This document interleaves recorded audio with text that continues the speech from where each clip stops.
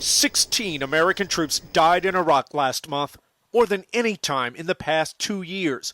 And U.S. military officials indirectly blame Iran for their deaths. Most of our kids who have been killed recently have been killed by extremist Shia groups, not by al-Qaeda in Iraq, but by extremist Shia groups. And they are clearly getting some fairly sophisticated and powerful weapons from Iran. A U.S. official says Iraqi militias are now using armor-piercing grenades and IRAMs, metal canisters packed with explosives and shot by rockets.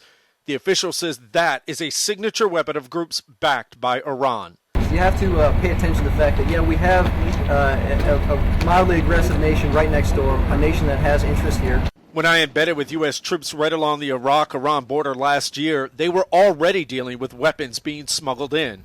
How big of an influence does Iran have in what goes on here? Well, I think it's huge. Iran didn't sign a security agreement like we did.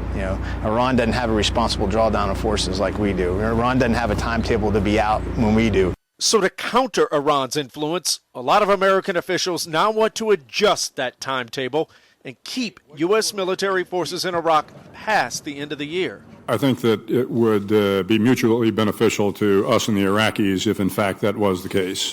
The number of 10,000 troops has been floated around, but keeping that many could face popular resistance back home.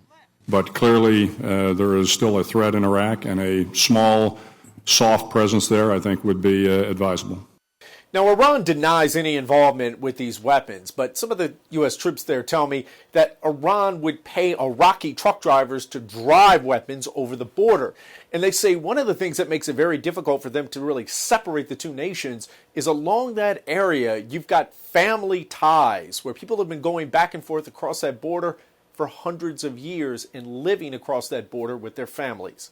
Chris Lawrence, CNN, The Pentagon.